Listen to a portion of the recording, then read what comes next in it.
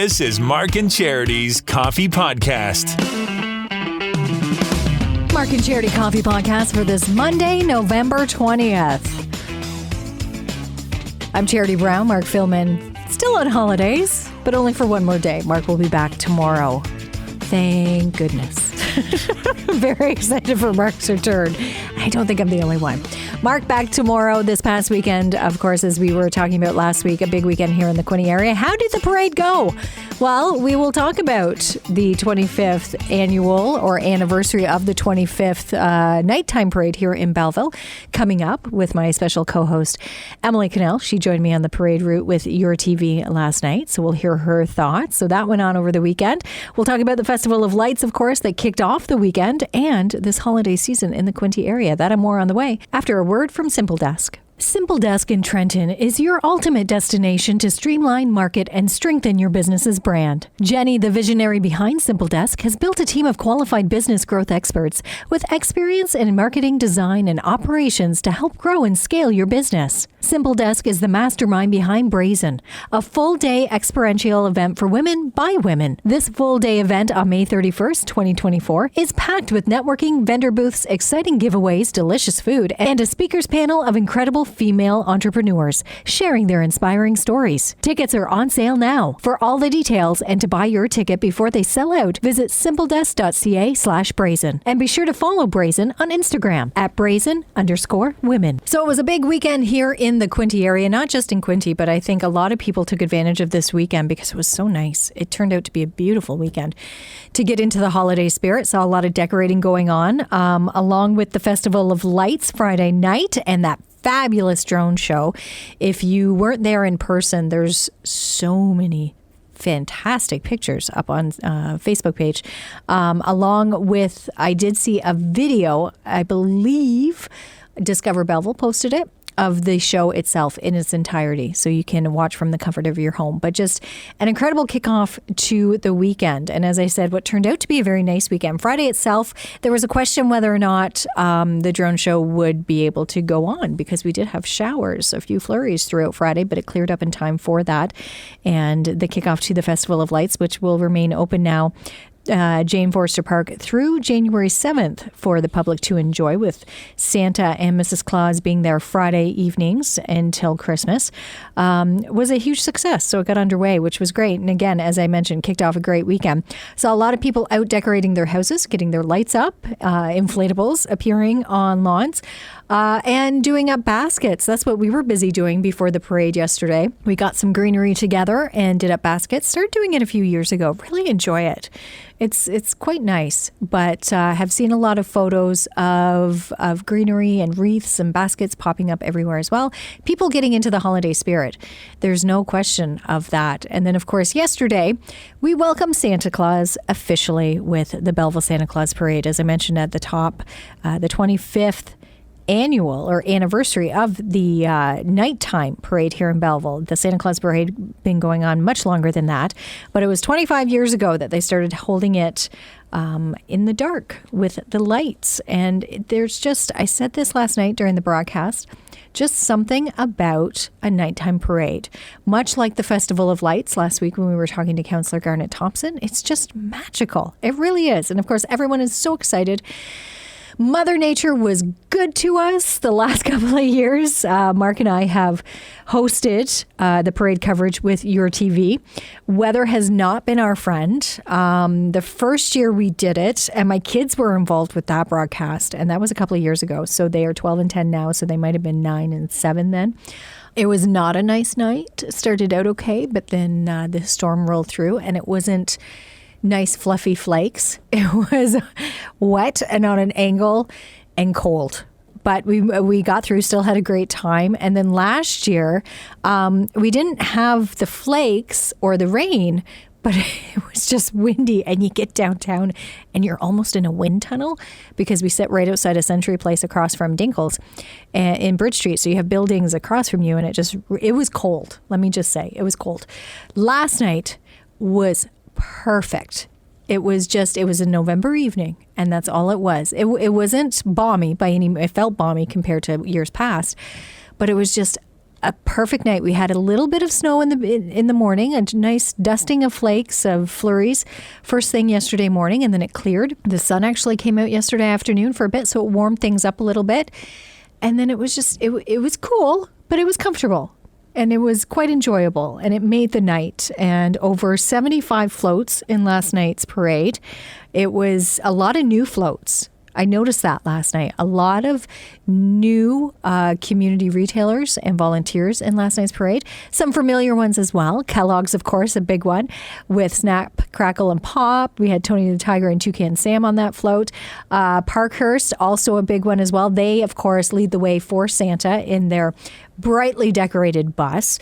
And this year, their theme was Misfit Toys. So they actually had 2 buses of Misfit Toys, which was a lot of fun to see. New this year, and a Free Flow Petroleum had a spectacular float. It featured pumps as well as a car wash. It was very well done. A lot of Grinches and Whoville making their way through the parade last night. In fact, at the beginning of the parade, Deputy Chief Barry was he was holding out a wanted poster for the Grinch. And then throughout the parade, there were quite a few Grinch, and you would see the Grinch move up and then police chasing it. It was actually quite entertaining.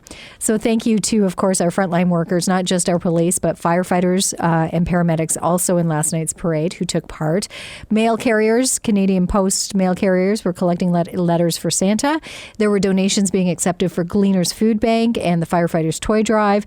It was just a wonderful evening from start to finish. And usually I'm at the broadcast table for Your TV with Mark. But of course, Mark's been on holidays. So who joined me last night?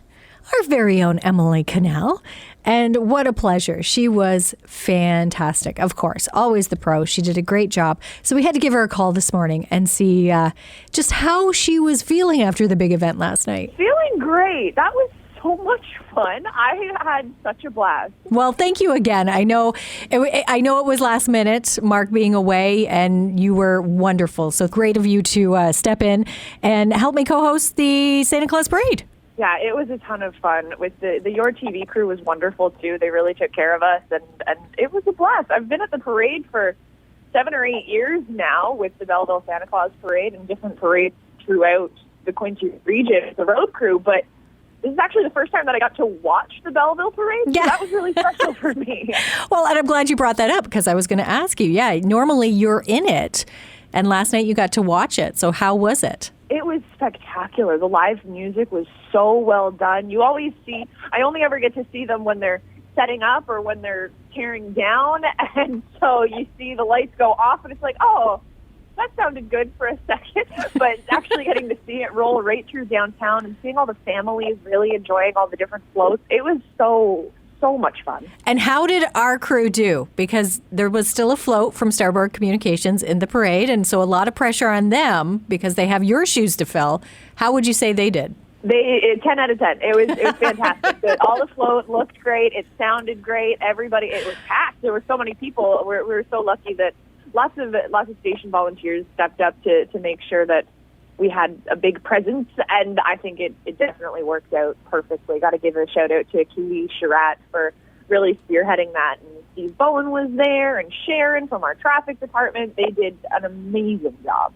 Well, and of course, this is just the first weekend for parades here in the Quinte area. A lot more to come. And are you going to be out to those, or? Yes, the 95.5 Hits FM road crew is definitely going to be out. Next parade for them will be on Friday. Black Friday is always the nighttime parade in Bloomfield. I'm going to try to watch the Bloomfield parade too, but we'll see. Maybe set up the float and then run and then get a good spot on the street to the parade from, because it was so fun. It is a lot of fun. And again, thank you to everyone involved with last night's parade. As Emily mentioned, Bloomfield this Friday. And of course, parade season's here. For a full list of local Santa Claus parades, one near you perhaps, check out inquinte.ca. Emily, thank you again for last night. It was a lot of fun. I really appreciate it. Oh, thank you for letting me fill in for Mark. It was so much fun. I know he's got big shoes to fill, but I hope I was able to do a decent job. Well, now he has big shoes to fill for next year. And I can't wait to tell him about our costume ideas. Oh, he's going to love it. again, big thank you to Emily. She was wonderful. And yeah, a different perspective. It does change when you're used to riding in the parade. And we've all been there working in radio. You do that. You go through a period of time where you're always in the parade. And then hopefully later on you get a break and you can watch the parade and enjoy it, as Emily did yesterday. But it does offer that perspective of how much work goes on behind the scenes to get ready for that maybe hour-long parade of floats. You think it's fun to watch. You got your cocoa and your snack and you're enjoying it with the kids, but a lot of work goes into it. So again, big thank you to everyone who puts the work in, the volunteers, those participants, as well as the Chamber of Commerce. Tiffany Young, I know we were speaking to last week. It takes a lot of organization and a lot of balls up in the air. So thank you to everyone. And of course, JP and Ann from Your TV, always great to see them and wonderful to work with. They make it so easy. We literally roll up. We get to talk about the parade, the ooh and ah through the entire thing, and then get to go home. They set up and have it all ready and then tear down. So a big thank you to them as well. Now, you may be wondering, what was that costume comment I made while talking to Emily? Well, during the process or during the parade last night, there were so many great costumes. Like people really get into it. You need that festive spirit, of course. And there were some inflatable costumes. There was a unicorn. We saw with New Hope. They had a unicorn on the back of the truck. I thought it was an actual inflatable at first, but no, someone was in that. It was a costume. There were gingerbread men, 2 of them, in inflatable costumes. We saw a snowman inflatable costume. And the more we saw of these costumes, the idea kind of grew with both of us that, hey, maybe next year we should incorporate costumes, Mark and I, with our broadcast. I don't know that that's going to go over well, but we'll see. It's an idea anyway. You throw it out, right? You have to make things interesting. So we'll ask him when he comes back tomorrow. As I mentioned, Mark is back tomorrow. He's been on holidays these last couple of weeks, and good for him. But he is back tomorrow, and I'm very happy that he's back tomorrow. It's been a great couple of weeks. But I think we've all missed Mark. So it'll be good to hear about his adventures, what he's been up to, and to fill him in on everything that's been going on, because I did start to think about that. So he missed yesterday's parade, of course, so we'll have to recap the parade. But just a few weeks ago as well, we kicked off Operation Red Nose. It was the official launch of Operation Red Nose back in Quinte. In fact, it gets underway this weekend. So we'll have to get a picture with our Red Nose. Rick Watt from Operation Red Nose is actually coming in tomorrow. So we will have him on the podcast, and we'll be able to talk about how you can get involved, volunteer if you've been thinking about it, and learn more. Really, the only thing you really need to remember, 613-962-4334. 613-962-4334 this holiday season, because that is the number that you call for Operation Red Nose. That is how you and your vehicle get home safely this holiday season when you're out celebrating, because it happens. All of our best laid plans sometimes can go awry. So even if you had a designated driver at one time, or you yourself were going to drive, plans change. So if you need this service, it is there. Use it. Be safe this holiday season. So we will have more on Operation Red Nose throughout the week as well. When Mark returns, Galaxy of Games also back. Your chance to win with PV Mart and Midas. With the colder weather, definitely need to tune up the car. You've got to prepare it. Not just tires, but the entire thing. And you can start actually with an oil change. So you can win that with Galaxy of Games tomorrow when it returns. Jimmy Hollywood will also join us. It is a Stream Home Tuesday. So what great films and shows you can enjoy from the comfort of your couch, and so much more. The day after the I want to say homecoming. It's not homecoming. It's the family reunion game tonight in the NFL. I cannot wait to talk to Mark about this. Travis and Jason Kelce facing off again, the first time since they faced off in the Super Bowl back in February. So the Kelce families are in Kansas City tonight as Kansas City takes on the Philadelphia Eagles. And actually, there was a radio station in Philadelphia that banned Taylor Swift. They have refused to play Taylor Swift from Friday until tomorrow to show their support for the Philadelphia Eagles and Jason Kelce. So it'll be interesting to see what happens tonight. That and more we will be talking about tomorrow, part of Mark and Charity Mornings. You've been listening to the Mark and Charity Coffee Podcast. Thanks so much